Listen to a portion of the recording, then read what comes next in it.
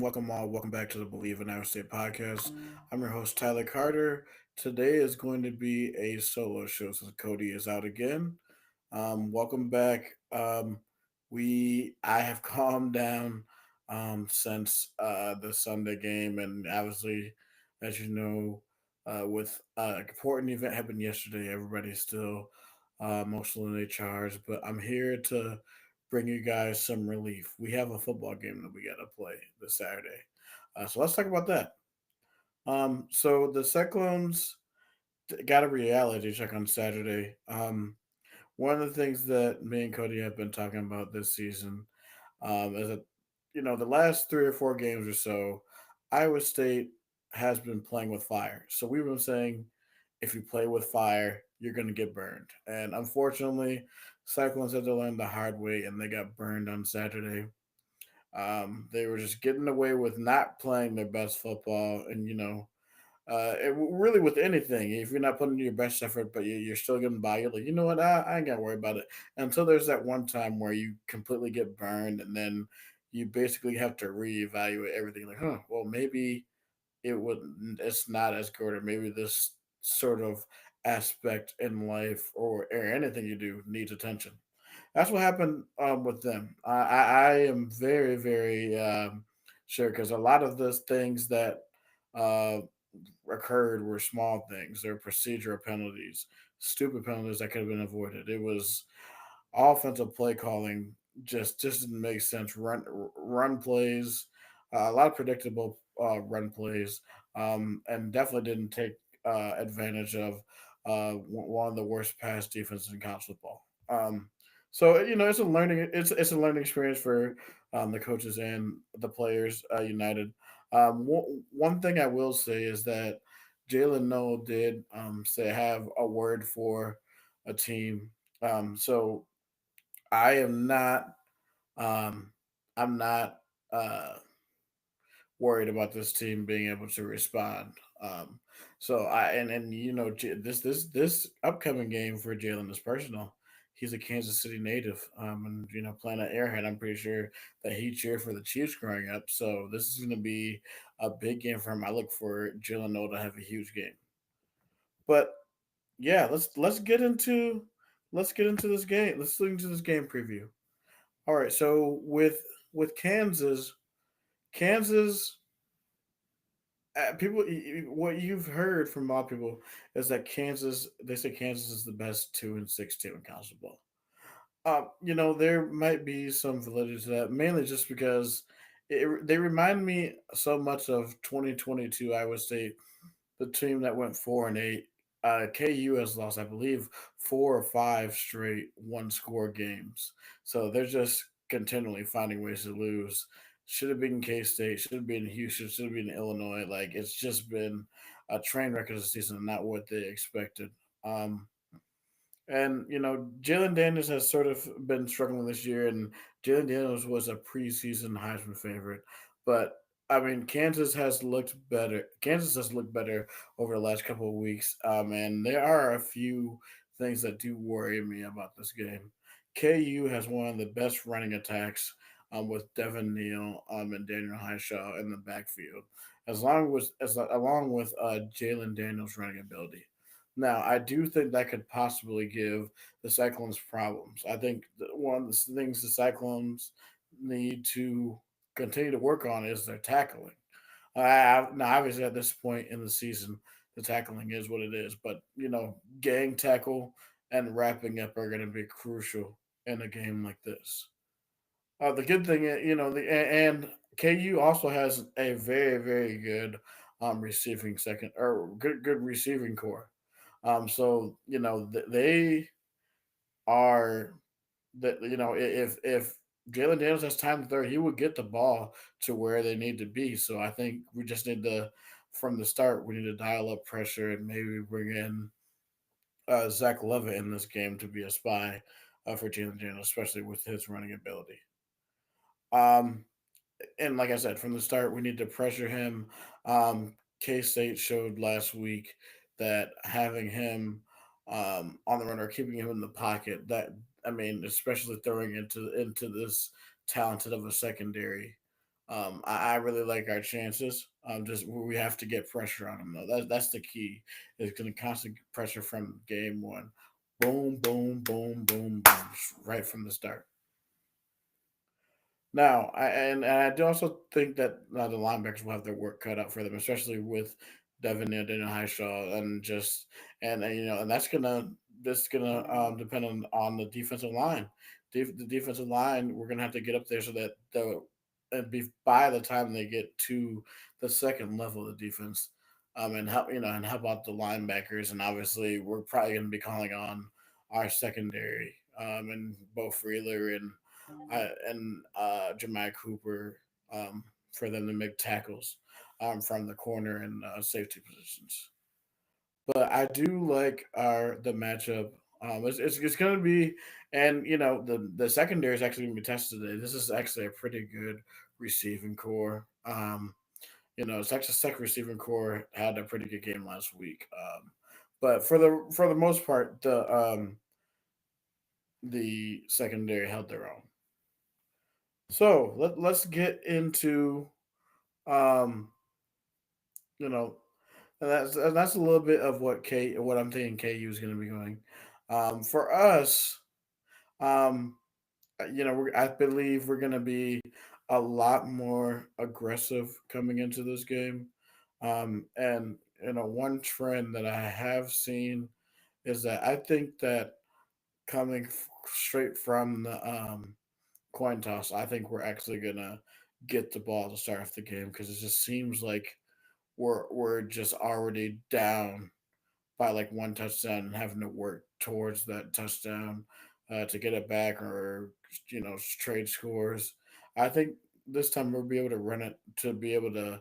If we get able to go down and score, I think we'll be able to feel really, really good about ourselves and get ourselves going for a fast start.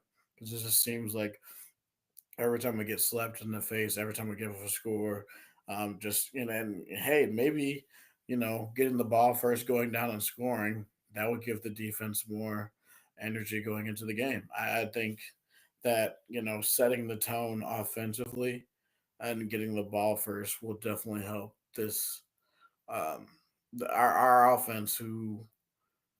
They had spurts last week, but they weren't really that good. I think that will be a key is to start out fast. Obviously, as always, one of my keys is to start out fast and play the type of Iowa State football that Iowa State has been playing all year long. I think we're also going to see a better showing for the offensive line. The offensive line struggled last week. And I have to think that Ryan Clinton wasn't happy with their performance either. So I already know that they're getting that down in practice, watching all the film, going out there on the practice field, and getting all those details down into a T. Now, as a now for a prediction wise, um, I do think that now, like, the pessimism is like, well, dang, what if we lose this one again? It's really honestly, it's really up to this team. Like, yeah, losing losing sucks. Losing sucks, but the good thing about losing is that losing it shows you losing humbles you, and then losing shows you what you need to work on. I think that this team definitely this week is locked in, and you're gonna see a Iowa State that is more locked in. And now they actually have that loss. It's better to have that loss now than to have that loss at the end of the year.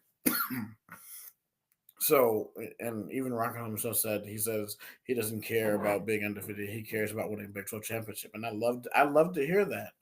You know, like the world is not ended just because we lost one game. Everything out there is still in front of us. The goals for this season are still there out there for this team. So yeah, I think we see a very, very locked in Iowa State team, a locked in Rocco. I think the running game is going to be looking a lot better.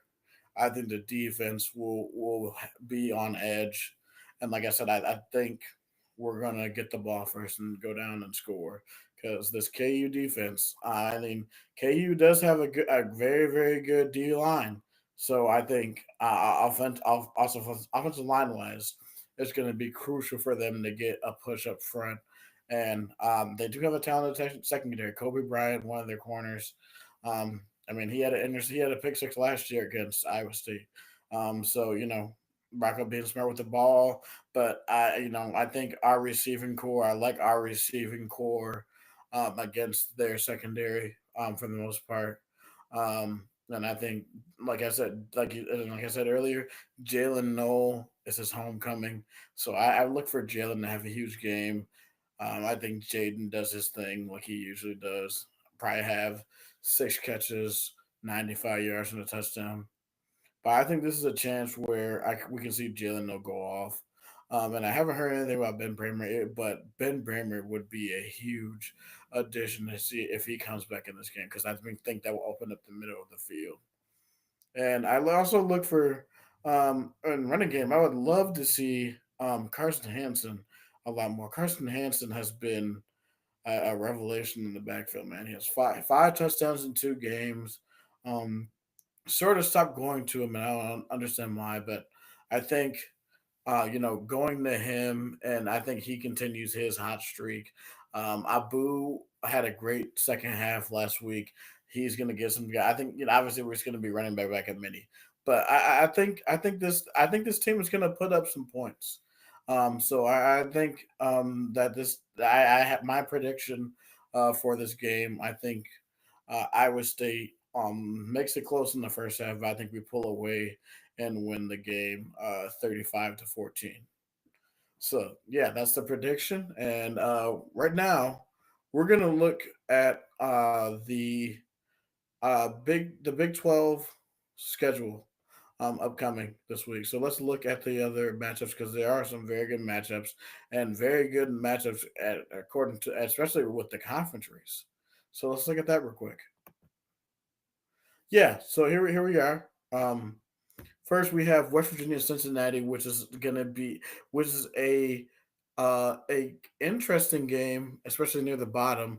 There are a bunch of 3-2 teams that are vying to get up to 4-2. West Virginia versus Cincinnati at 11 a.m. at Nippert. So West Virginia and Cincinnati both coming off of a bye. So this is going to be crucial in the standings game, and Cincinnati just continuing to have themselves a good season, and Washington are trying to salvage theirs. And you know, the second game I'm about to talk about, this has major implications right here. You look at Colorado at going to Lubbock at 3 p.m. on Fox, playing Texas Tech. This game, I mean, Colorado basically was one of during this bye week. Colorado was one of the one of the teams that actually benefited from this because with Colorado right here, they are basically in the driver's seat to go to the Big 12 championship if Iowa State loses another game. So Colorado, if they went out, they can see themselves in Arlington, and with Texas Tech is going to need some help, but I mean, they can get to Arlington now with beating Iowa State. So it's going to be an interesting end to the end to the season. But hey, let's see. It's going to be some fun football. Then the fourth matchup of the day, third matchup that we're about to talk about right now, UCF versus Arizona State. I don't know what it is, but UCF has to be the most Jekyll and Hyde team in the Big 12. I mean, they got destroyed. I mean, they almost beat Iowa State, and then they go home the week after and get trounced by BYU. Then they just come out and just absolutely murder Arizona 56-12. Like and that was the space game, and the space game, always something crazy happens. I mean, you saw it last year when they destroyed Oklahoma State at home 45-3. So I mean, this game is going to be very very interesting. And Tempe, I think Cam Scatterbo runs wild again. I look for a lot of points to be scored in this one. Man, Oklahoma State TCU, man. After all the stuff that Mike Gundy said about fans and to the media. It's I like that Oklahoma State schedule, man. I don't know if I see them winning a game. They might go over in conference this year. It's a tough sled for TCU, but we'll see. And I don't know about this. The over under for that is 66 and a half, and I guess they're counting on because TCU has no defense. But I mean, do you really trust that Oklahoma State offense to score any type of points?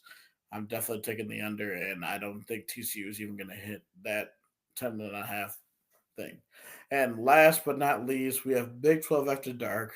We have the Holy War. The Holy War, man. I'm so glad that the Holy War is in the Big 12. We have number 9 BYU. BYU came out at number 9 in the college football playoff rankings this week. So they are in the top 10. So right now, and they're leading the Big 12.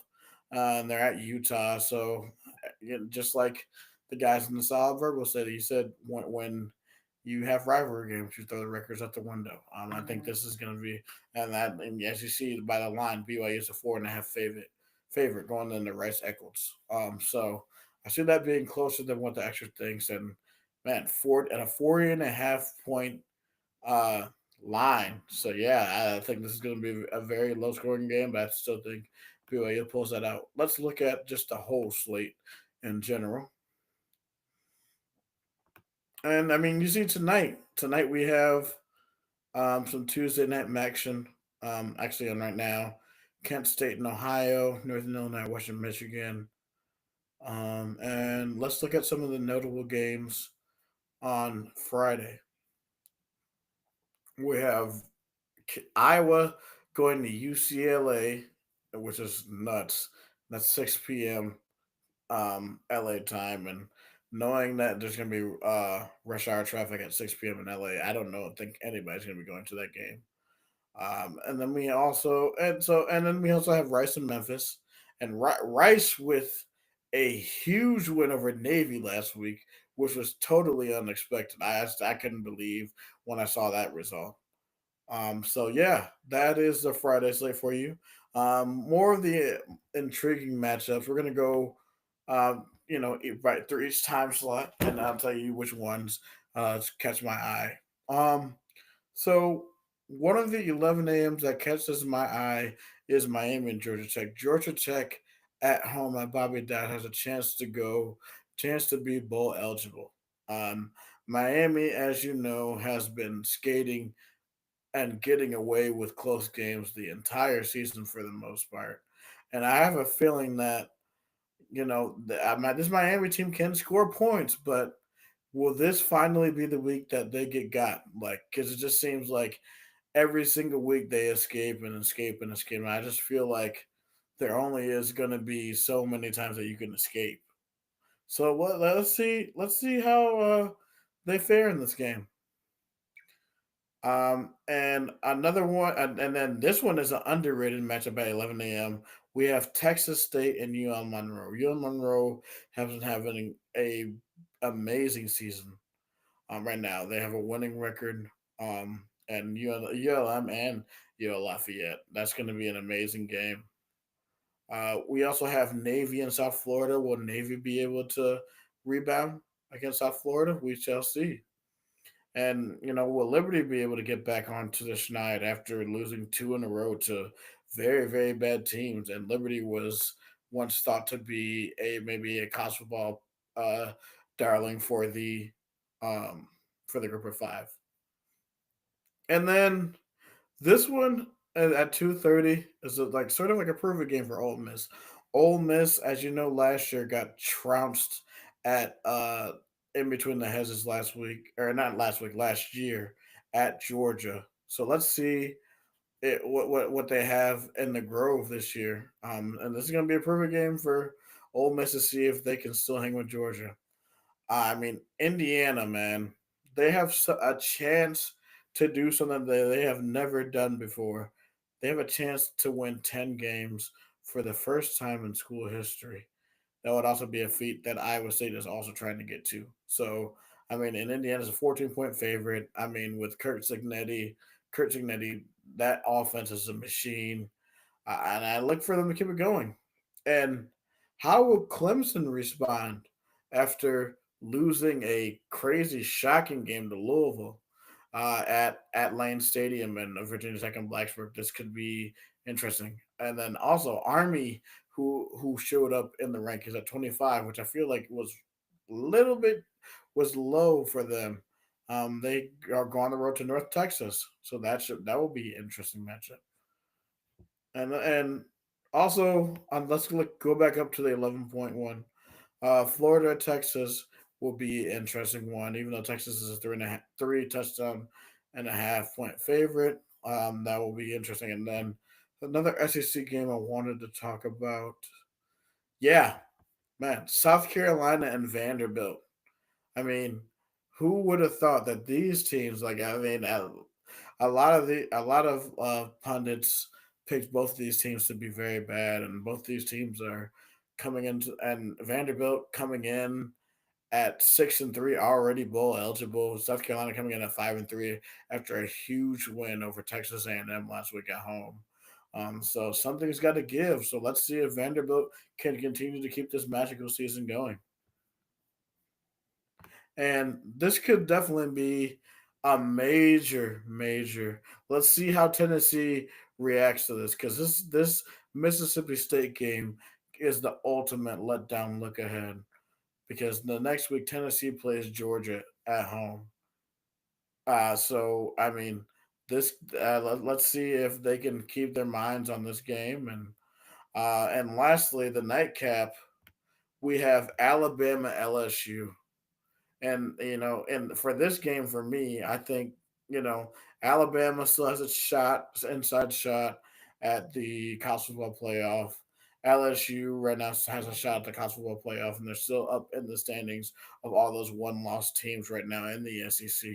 So I think this did definitely see us. I mean, if Alabama loses this, they're out. I mean, they already have two losses SEC wise, so this should be interesting. So yeah, this is, and then we also have Utah State and Washington State. Wow, man, look at that 69.5 point spread. And Utah State has a good offense. Spencer Peters has been killing it out there. And Washington State has a chance to go 11-1 this year, which would be absolutely amazing. But man, 69.5 is a hell of a point spread. But yes, that is your Big 12 slate and college football slate right there. Um, and also, welcome. Thank you guys for listening to the solo show and the preview show for the Kansas Jayhawks. I think we are going to go out there and get a win. I am going to be in Kansas City myself. So if you see me out in the tailgating lots, say hi or come by, say what's up, give me a high five, something, a hug, whatever. I'm a very friendly guy. Um, but with that being said, if you have any questions, reach out to me on Twitter through the Bleav in Iowa State page or through my personal page at SciTie Guy. Um, Also, just FYI, we have five different pages on social media on, and they're all titled "Bleav in Iowa State" BLEAV. Here are the five different outlets: YouTube, Twitter, Facebook, Instagram, and TikTok. So for Tyler Carter, this is the Bleav in Iowa State podcast. Roll clones, baby.